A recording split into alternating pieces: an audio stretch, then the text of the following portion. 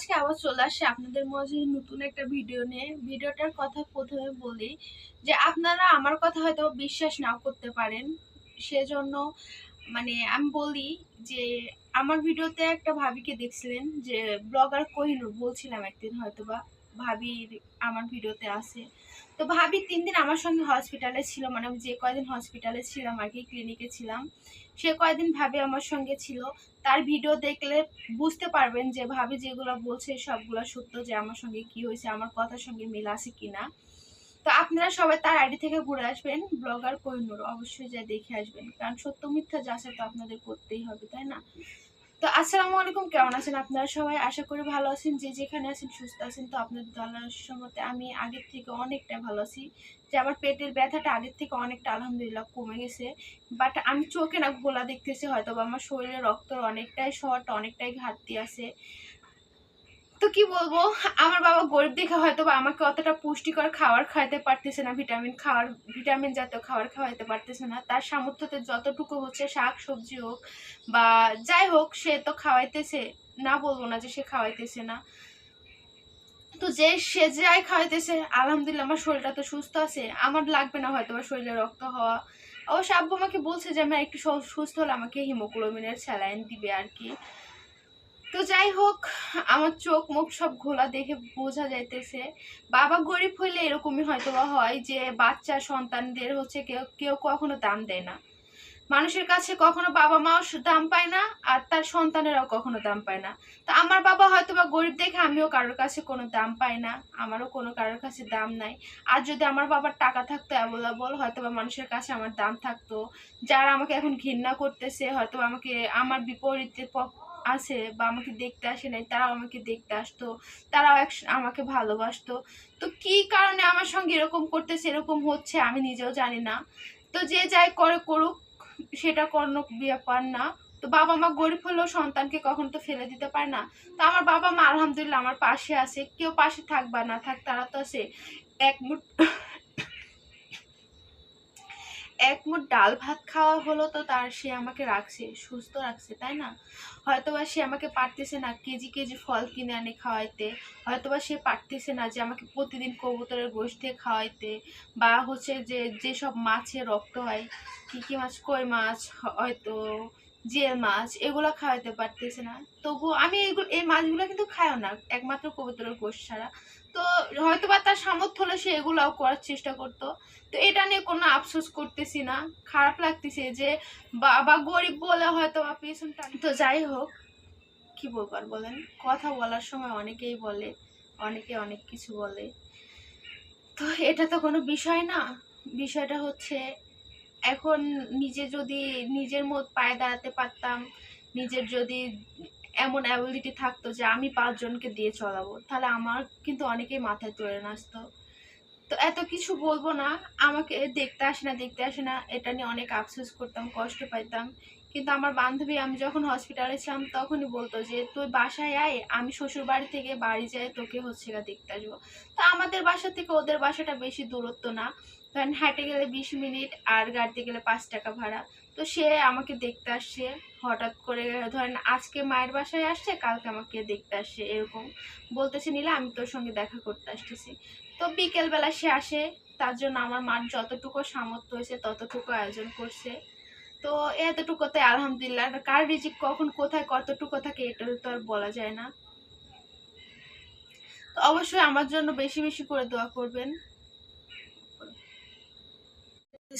হয়তো মনে মনে ভাবতে পারেন যে কে আসছে, এখনো নীলাপ বলে নাই। তো তাদের থেকে অবশ্যই আগে পারমিশন নিয়ে বলবো যে কে আসছে। তো এখানে নাস্তার জন্য আসার কথা জানতাম না, হঠাৎ করে সে ফোন দিয়ে বলছে যে সে আসবে আমাকে দেখতে। তো এখন বিকেলবেলা, এখন বাজে হচ্ছে 4:30। তো কি আয়োজন করবে সেটা ভেবে পাইতেছিলাম না, যেহেতু বলে আসি নাই। এই জন্য এখানে ছোট মানে হালকা কিছু নাস্তার আয়োজন করা হয়েছে। আবার এখন কিন্তু আমার বাবার হাতের পরিস্থিতিটাও ভালো না, কারণ একদিক থেকে আমাকে দেখা লাগে, আমার ওষুধ কেনা, এটা কেনা, ওটা কেনা, তারপরে আমার হচ্ছে নিজের মানে ফল কেনা, এগুলোর জন্য কিন্তু আমার আব্বুর একটু হাতটাও হচ্ছে এখন, মানে হাতে টাকাটাও কম কম। হয়তো বা নাস্তা দেখে কেউ কোনো কিছু কমেন্ট করিয়েন না দয়া করে। সবসময় মানুষের পরিস্থিতি একরকম থাকে না আর কি।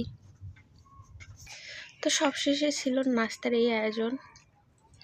এখন তাদের দেখাবো কিনা, তাদের থেকে আগে পারমিশন নিব, তারপরে হয়তো বা আপনাদের সঙ্গে শেয়ার করতে পারবো।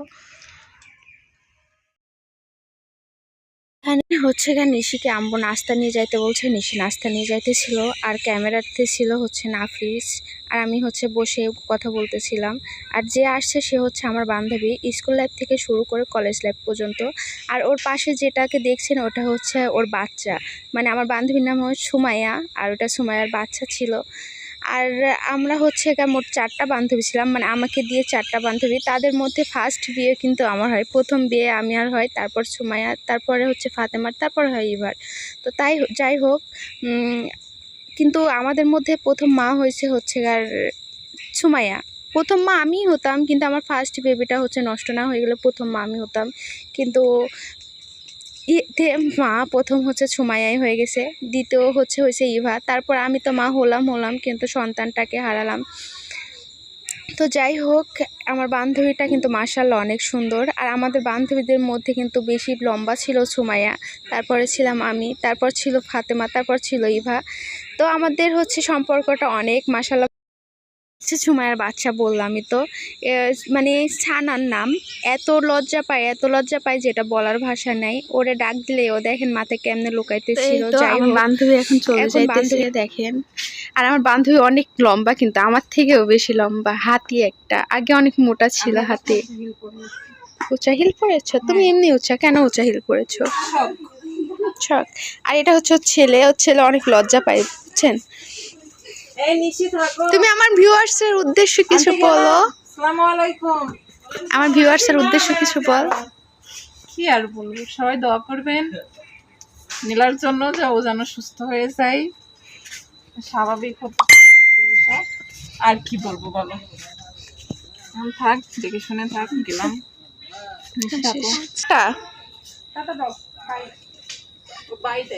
Bye bye.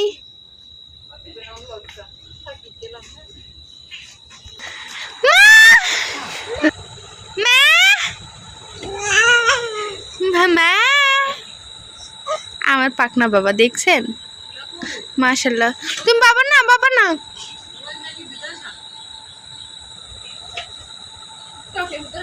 হাই দাও একটু, মাক ডাকো, মা হাম্মা কো হাম্মা। ওর মারে ডাকে কেমনে জানেন? মা।